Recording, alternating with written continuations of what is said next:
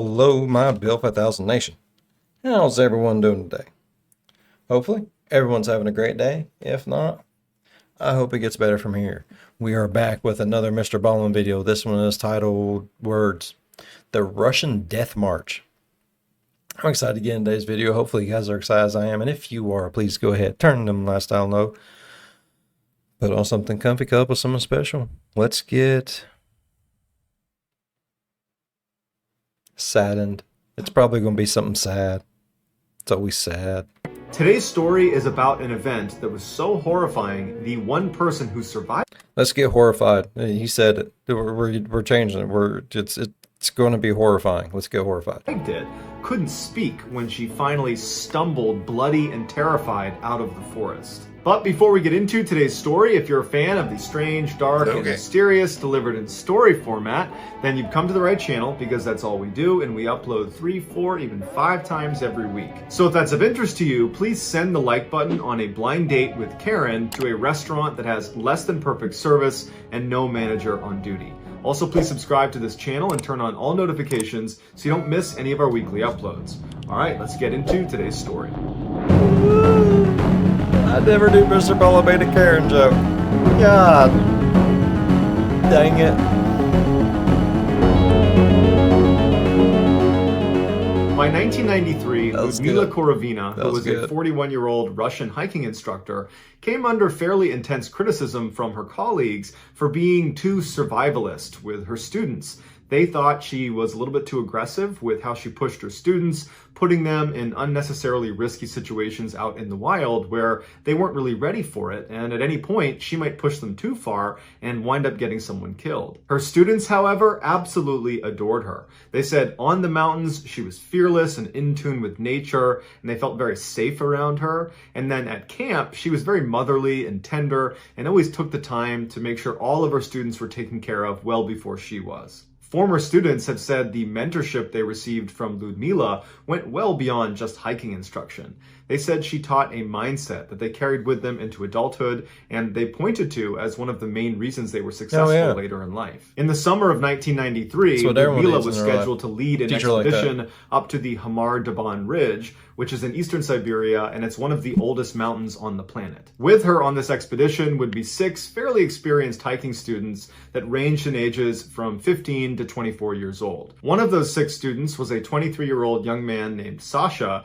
who, although he was not Ludmila's biological son, she called him her son because she had raised him ever since he was a young child, and he looked at Ludmila as his mother. Sasha also happened to be the most physically fit and competent of all 6 hiking students, and he would function more like an assistant to Ludmila on this particular hike rather than a pupil. The other 5 students were 24-year-old Tatiana, 19-year-old Dennis, 16-year-old Victoria, 15-year-old Timur, and 17-year-old Valentina, who she is the only reason we know anything about the horrible things that happened to this group up on Hamar Daban Ridge. On August 1st, 1993, Ludmila and her hiking group boarded a Trans-Siberian railway car in Kazakhstan, and later that day they arrived in a town called Marino, which is on the eastern side of Siberia on the southern end, and it butts up against the base of the Hamar Daban mountain range. The Hamar Daban mountain was not considered a very dangerous hike to make. It was relatively small. It was just under 2,400 meters in elevation,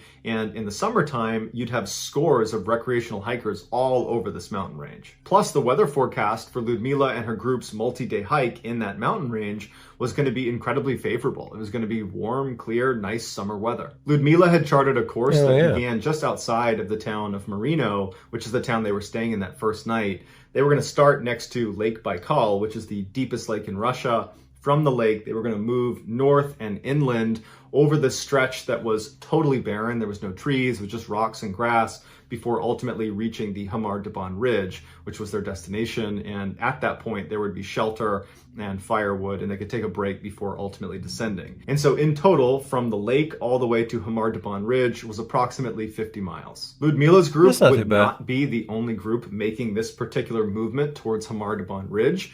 They'd be taking their own path, but there'd be 2 other groups that were on similar courses, basically parallel to them, making their way up to the ridge. And one of those groups was actually led by Ludmila's 16-year-old biological daughter, and they had actually made plans to meet up on one of the last days of this multi-day hike. As they were making their descent, there was a forest they were going to meet up in. So Ludmila and her 6 students stayed the night in Merino, and the next morning they got up early and made their way over to Lake Baikal. The weather's beautiful, they're excited to start their journey, and they take off. And everything was going great until the late afternoon. It would turn out the weather forecasters were just completely wrong, and as soon as the group climbed above the tree line, the temperatures plummeted and it started raining and snowing on them. It was just absolutely miserable. This treacherous weather would persist over the next few days, and it really started to destroy the morale in the group. But Ludmila, she was a pro, and she had hiked in far worse conditions than this, and so she made a point of telling the group that this stuff happens. Bad weather happens. We are prepared. We are trained. We're going to be fine. You need to have a positive attitude about this. We need to just keep pushing forward and 100%. Not play victim here. And that was enough to inspire the group to just keep on going. You know, they believed in Ludmila, and she's telling them to keep going. So shit, bro. They kept going. It's By not, the evening of August 4th, not good. so this is 3 full days of hiking later, they were only about 30 minutes away from the summit. They have now reached the point where they are in the open section of the mountain where there is no reprieve from the wind or the rain or the snow. There's no trees to block anything. And so it's just an absolute abomination trying to climb this last stretch. Every step is like an eternity as the wind just cuts through their clothes and they're soaking wet and miserable. Ludmila's students were not about to ask for a break. They knew how she operated. She was someone that really believed in pushing through your own pain and fatigue and misery, and she always led by example, and they saw her, you know, right out in front leading the charge up towards the Hamar Daban ridge. And so they were very surprised when she stopped and she turned around and told them, we're taking a break. And in fact, we're actually going to camp out for the night right where we are right here. No one knows why Ludmila made this decision. You know, on the one hand, it does make sense to take a break and say, you know what, we'll reach the summit tomorrow. We've had a really hard couple of days here with the bad weather. We'll make camp and we'll get some rest and we'll hit the summit tomorrow. Yeah. That makes sense. Yeah. But where she elected to make camp does not make sense. She had them stop right smack dab in the middle of this totally open section of the mountain where there are no trees, there's no objects to protect them from the horrible wind and snow and ice and rain that's just going to be pelting them all night. And so some people have speculated that when she looked at her crew of hikers, they were so badly beaten down and tired and miserable that she knew she could not ask them to go any further. And so that was why she said, let's just make camp here, we'll make do. Others have said her map may not have been very accurate. And so she didn't know how close she was to the summit, where at the summit, there was literally a shelter that had firewood and a place for you to rest. Maybe she didn't know she was so close. Perhaps she thought she was much farther away and this is the best we can do. But what the inaccurate map theory does not account for is Ludmila would have known there is a forest about 2.5 miles down the mountain, because the whole time they've been on this hike, they've tried to stay up above the tree line as they make this final approach up to the ridge. And so she would have known there's a forest right down there. And if I wanted to, I could go down there and seek shelter in the trees. And so for whatever reason, she decided that we can't go down to the forest, we got to stay here.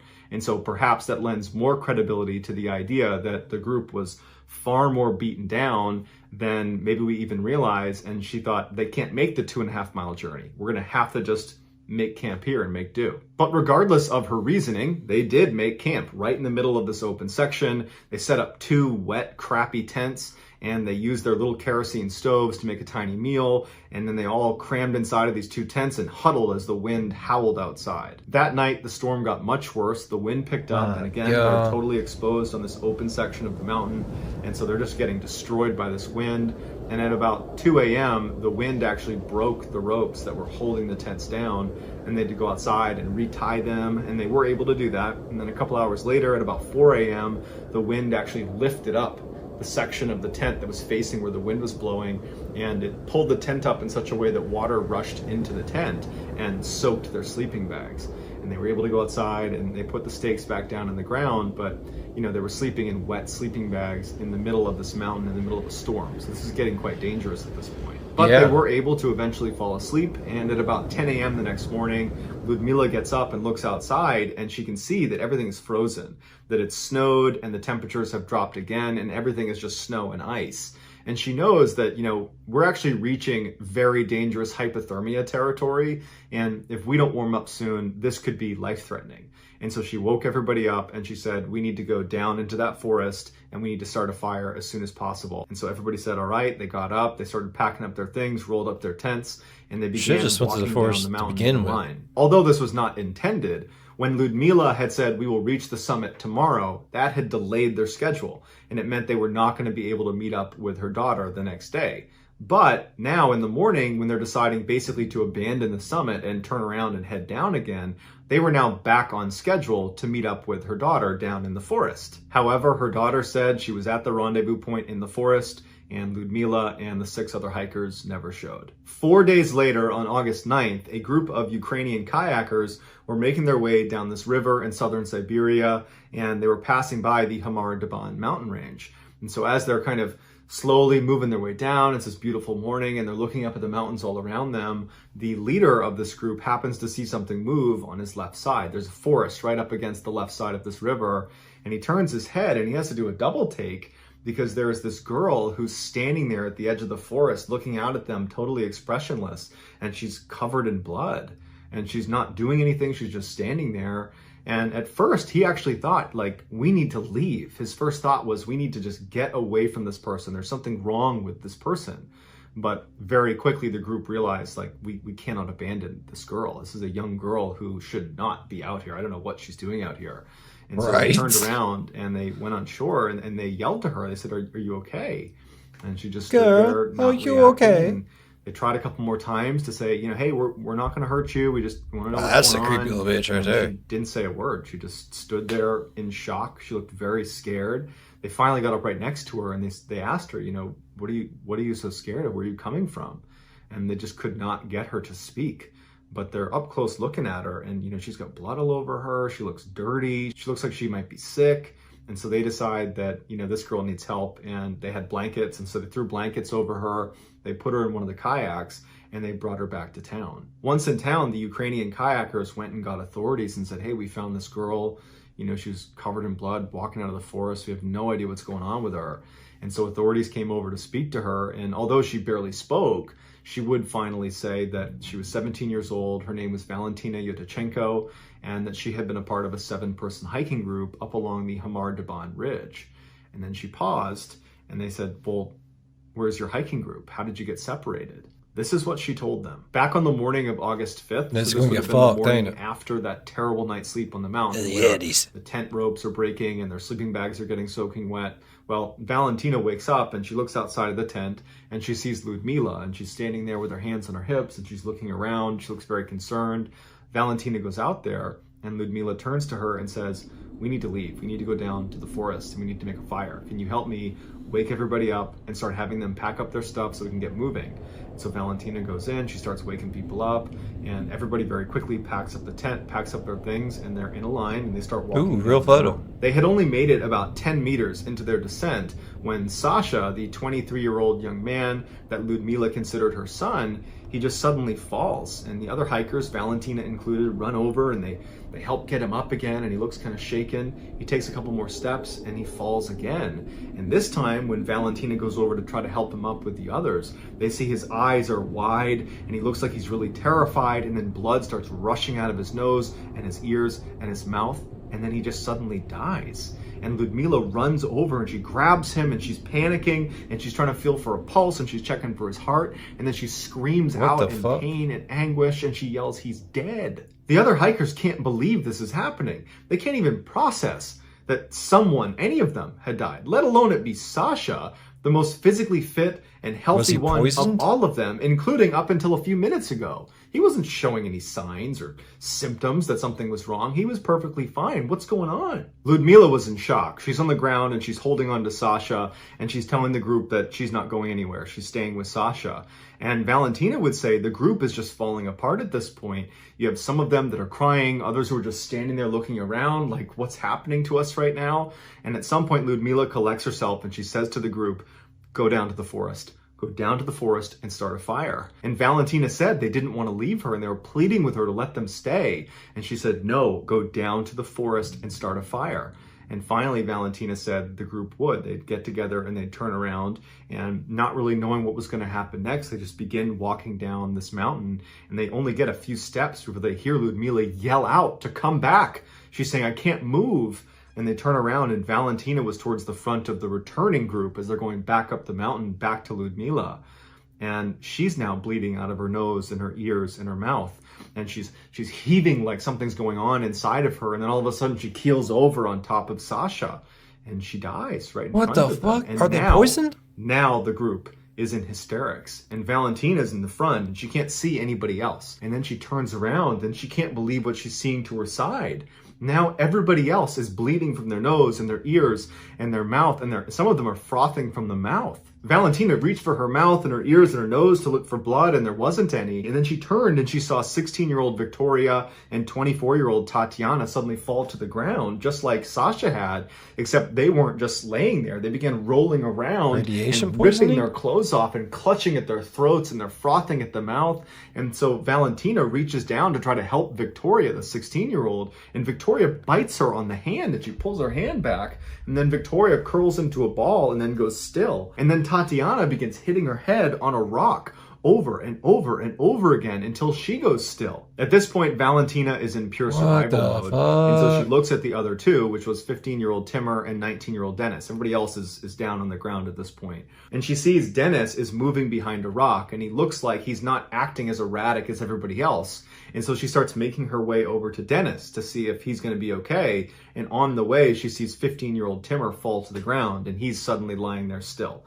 And so she believes he's dead too. She gets over to Dennis, and he's bleeding profusely from all of his orifices in his head, but he's talking to her. And he's saying, okay, you need to go back to your bag, get out whatever you can that is essential, ditch the rest, and run down to the forest, and I'll meet you down there. And so Valentina says, okay. She makes her way up to her bag. She gets her sleeping bag and a couple other small items. And when she turns around to go back to Dennis, she sees that he's now slouched over his backpack, and now the blood is just pouring out of his head, and she can tell that almost certainly he's dead as well. And so not only is she all alone, she's now totally traumatized and believes whatever has happened to them is going to happen to her. And so she runs down the mountain and she goes into the forest, and she gets underneath this rock overhang. She puts her sleeping bag down, she crawls inside. Was it the kerosene heater? Drifts in and out of consciousness for the rest of the day. And then that night, she's still laying there, and the storm picked up dramatically, and she could hear all night these huge trees all over the mountain falling and slamming all around her. And so she's thinking, if I don't die from whatever killed my friends, I'm going to get hit by one of these trees. But she manages to get through the night. The next morning, the storm had cleared, and so Valentina gets up, and she's thinking to herself, maybe by some miracle, one of them is still alive. And so she climbs back up the mountain to where they were, and she finds all of them still laying exactly where they were when she left them, all motionless, all deceased. And so she decides to go one by one and close each of their eyelids. And then she says her goodbye, and then she turns and kind of wanders back into the forest, where she would stay for the next 4 days, desperately walking around, hoping to be rescued at some point, the whole time just expecting to die, either from exposure, from an animal attack, from whatever killed my friends. Eventually she does hear voices, and she starts making her way towards where they're coming from. Making and my that's way when she gets downtown. to the river, and she sees the Ukrainian kayakers who ultimately pick her up and bring her back to town. After authorities heard Valentina's story and realized there were other hikers out there, they launched a search party, and it would take them a month to locate them. Their bodies were contorted, and their faces were locked in these grimaces that looked like they were in absolute terror and agony right as they died. In addition to missing most of their clothing and their shoes, they were also all missing their eyeballs. The autopsies were only able to conclude that hypothermia contributed to their death, although it wasn't the only factor, as well as a protein deficiency, despite the fact that they had all eaten well over the course of their trip, and that all of their lungs were very bruised, but they didn't know what that was from. But nothing the autopsy concluded could reconcile what Valentina said she saw happen, which was a sudden, violent death of 6 healthy people with no signs and symptoms leading up. Suddenly, they are bleeding out of every orifice, and they're falling to the ground, tearing their clothes off, grabbing at their throats, frothing at the mouth, and then dying. And whatever happened to them, why didn't it happen to Valentina? To this day, we don't really have a good answer why that happened, and the case is closed. It was ruled they mostly died of hypothermia and it was an accident, and that's that.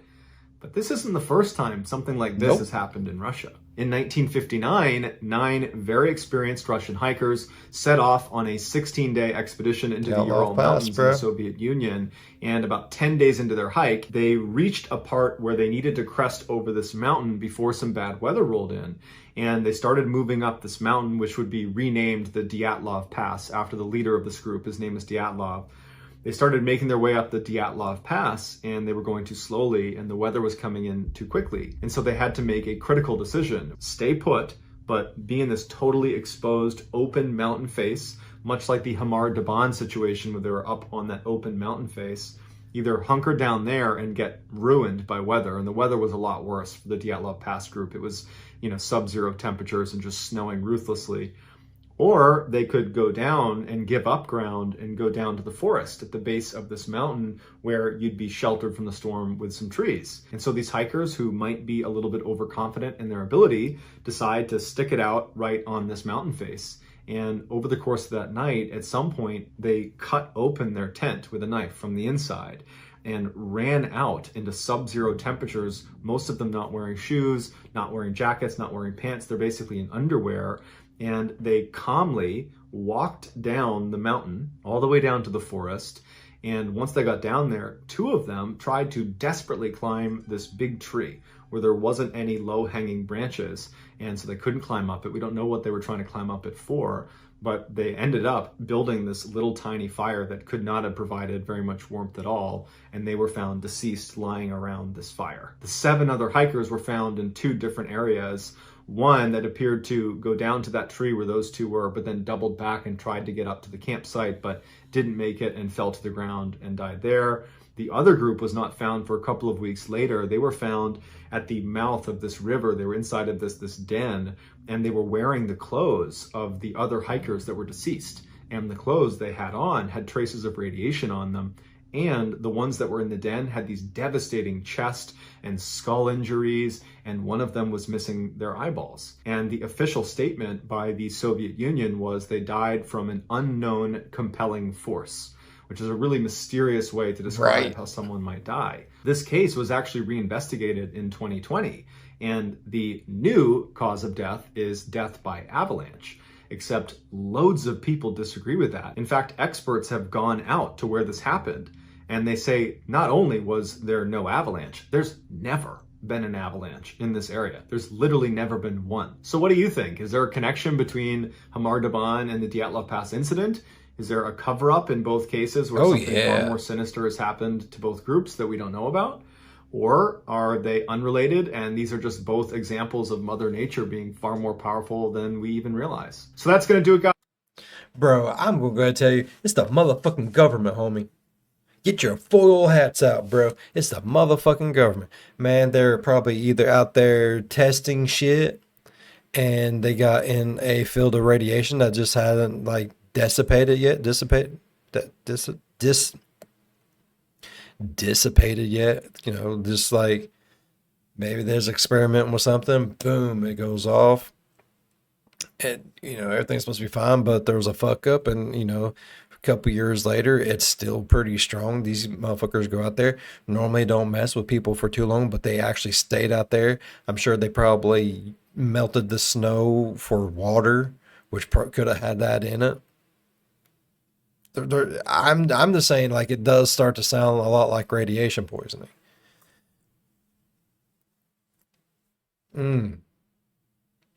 I say it's the government.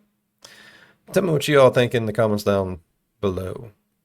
I want to hear some. I bet y'all got some crazy ass ideas that I want to take for myself. All right, I really enjoyed today's video. Hopefully y'all enjoyed today's video as much as I did. And if you did, please go down there and leave a thumbs up. While you're down there, go on over, slap that subscribe button, become part of B5 Nation. We do some crazy stuff here. And if you want to know when that crazy stuff happens, ding that bell and turn on all notifications. Excuse me. As always, be good to one another. I'll see you in the next one. Bye-bye. Damn, MrBallen, I love shit like this, bro. You really know how to pull on motherfuckers' heartstrings.